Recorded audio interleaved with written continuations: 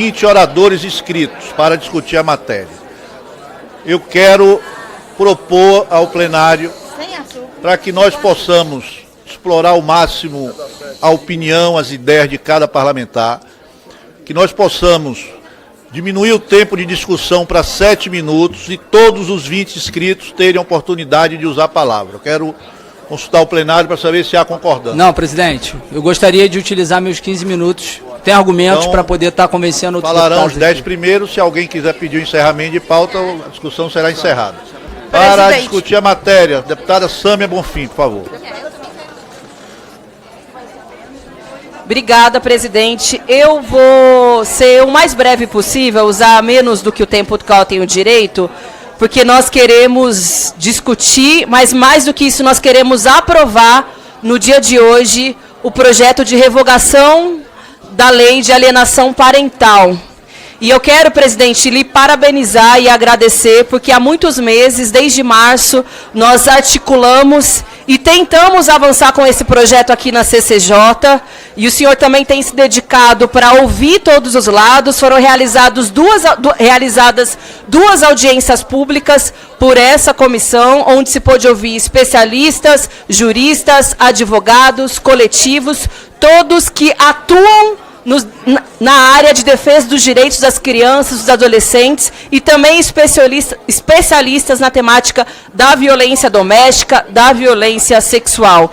Quero também cumprimentar e agradecer a deputada Laura Carneiro, que é a relatora desse nosso projeto de lei, que cumpriu com um excelente papel de articulação e de formulação do relatório, e, claro, cumprimentar a minha querida amiga a deputada Fernanda Melchiona, por encabeçar esse projeto junto comigo, e a ex-deputada, hoje vereadora na cidade de Belém, Vivi Reis, e todos os demais que vêm conosco, construindo as condições para que a gente possa avançar com o projeto no dia de hoje. Senhor presidente, senhoras e senhores deputados, há 15 anos a LAP foi aprovada com um objetivo, em tese, de proteger as crianças diante de processos de separação judicial, entre os seus genitores.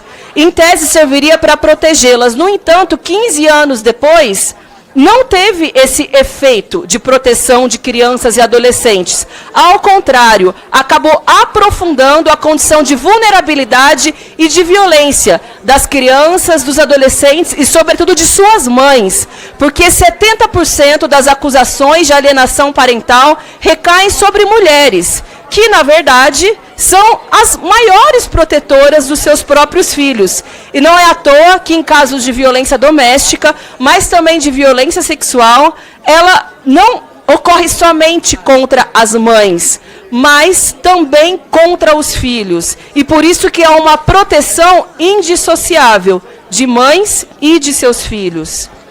Presidente, em 75% dos casos em que homens são identificados como agressores através da Lei Maria da Penha, eles recorrem à lei de alienação parental como um instrumento de defesa, sendo que antes nunca haviam feito essa alegação. Então, muita atenção sobre isso. Eles utilizam a LAP depois que as mulheres conseguem fazer o registro de violência doméstica, como um instrumento para que eles sigam presentes na vida dos seus filhos, para que eles sigam perpetuando essa lógica de violência sobre os filhos e para que eles utilizem os seus filhos para revitimizar as mulheres que já foram vítimas de violência doméstica e de vítimas de abuso. Ou seja, é o contrário daquilo que a lei alega. Quem utiliza a lei para perpetuar a violência é justamente os abusadores, e esses são dados do Estado de São Paulo.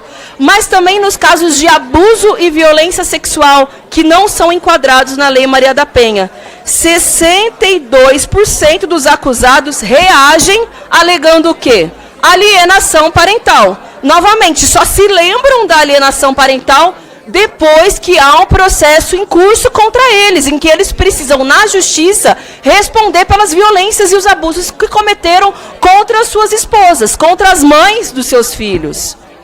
Portanto, presidente, essa lei não é eficaz para proteger nenhuma criança e nenhum adolescente. Ela é eficaz para para ser mais um escudo dos violentadores e dos abusadores. Portanto, ela se trata de um instrumento de perpetuação e aprofundamento da violência contra mulheres, crianças e adolescentes no Brasil. E a Câmara dos Deputados não pode ser conivente com isso. Sobretudo numa semana que nós estamos exaustas, revoltadas, profundamente tristes com a realidade de violência contra mulheres, deputada Maria do Rosário. O que aconteceu essa semana escancara a face mais brutal do que significa ser mulher no nosso país. Uma mulher na cidade de São Paulo foi arrastada por um homem e ela perdeu as 2 pernas. Uma mãe foi assassinada, queimada viva junto com os seus 4 filhos dentro da sua própria casa. Há 2 dias atrás, um sujeito chegou com 2 armas, atirando contra uma trabalhadora de uma lanchonete em plena luz do dia na cidade de São Paulo. Cefete, Maracanã, na cidade do Rio de Janeiro, 2 trabalhadoras da educação foram também assassinadas no seu local de trabalho. Outra mulher foi morta com a utilização de um canivete. E quantos outros mais casos horrorosos como esse? O que a gente precisa fazer essa semana e todos os dias é dar uma resposta contundente contra todas as formas de violência contra a mulher. Porque o feminicídio ele não aparece de uma hora para outra. O feminicídio dá sinais. E a gente precisa tirar da frente tudo aquilo que significa obstáculo para a proteção das mulheres e dos adolescentes. E a LAP tem servido como um obstáculo para que as mulheres e adolescentes sejam protegidas e seguras. Ela hoje tem sido o principal instrumento dos abusadores e daqueles que violentam as mulheres através da violência física. Como nós seremos coniventes com isso? E já há outros instrumentos de proteção para crianças e adolescentes, caso se utilize desse suposto argumento de chantagem. O ECA garante a proteção através do artigo 1º, artigo 4º, o 19, artigo 5, 98, 105, o Código Civil no seu artigo 1589, todos os tratados e convenções que existem no mundo. E para finalizar, presidente, eu quero parabenizar a todas as mulheres, mães, coletivos que se mobilizaram nos últimos meses, na verdade nos últimos anos, pela aprovação desse projeto de lei. Parabenizar movimentos sociais como a Associação Anjos, Voz Materna, Brasil Conta SAP, BSC, Coletivo Mães na Luta e tantas outras entidades e conselhos. Também quero dizer que a nossa posição está amparada nas notas do Ministério Público Federal, do Ministério dos Direitos Humanos e da Cidadania, do Conselho Nacional de Saúde, Conselho Nacional dos Direitos das Crianças e dos Adolescentes.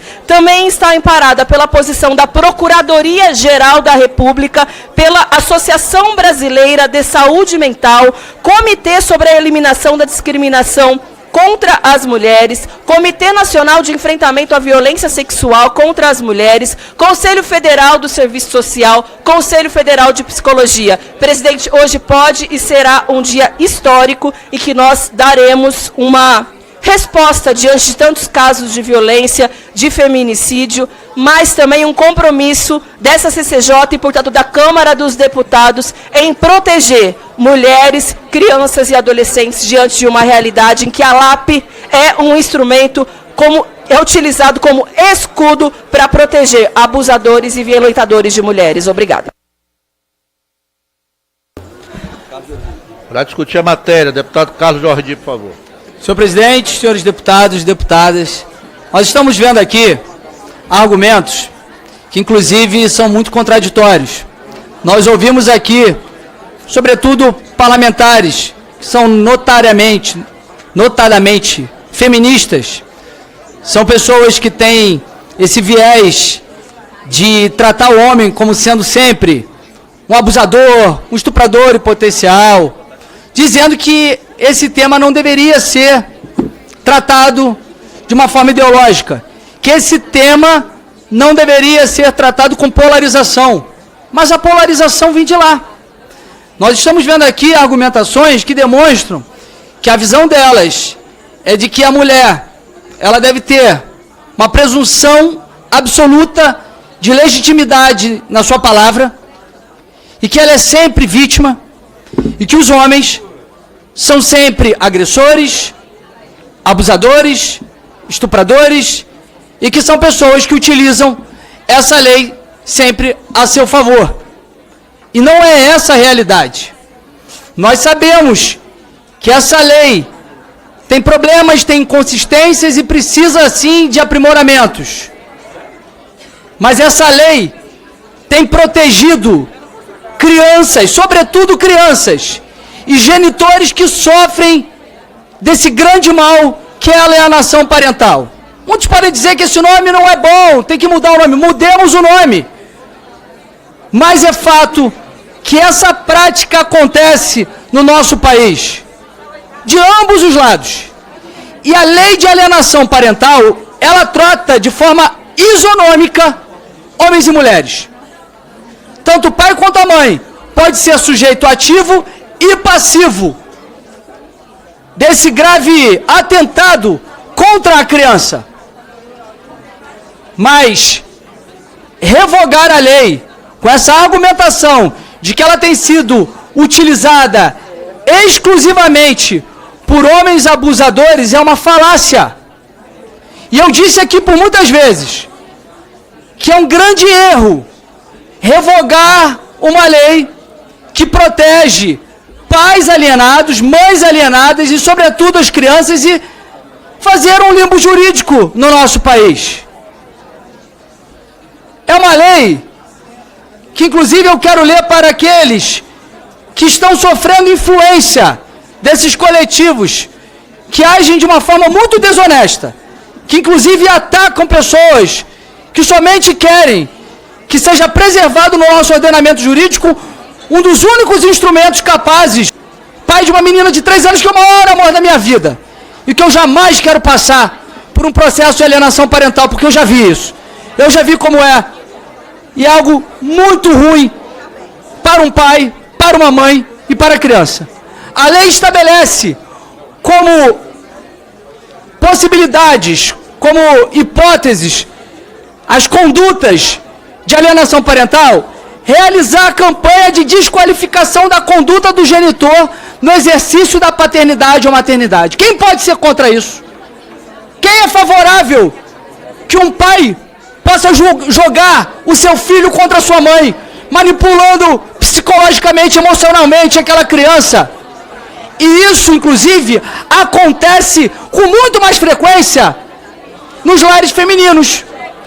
Porque a mãe, ela é o lar de referência. Ela passa muito mais tempo com a criança, podendo sim manipular a cabeça da criança. Não estou dizendo que isso acontece com todas as mulheres, mas existem mulheres que fazem isso, assim como existem homens que também fazem. Senhor presidente, peço que possa resguardar o meu tempo e pedir silêncio, porque o pessoal acho que não está interessado realmente em ouvir o debate. Silêncio ao plenário, por favor. Inciso 2. Dificultar o exercício da autoridade parental. Quem pode ser favorável a isso? Dificultar o exercício da autoridade de um pai ou uma mãe. Dificultar contato de criança ou adolescente com o genitor. Sabe quem fez isso aqui? Esse inciso 3? A avó do filho da Marília Mendonça. Ela praticou isso contra o pai do garoto.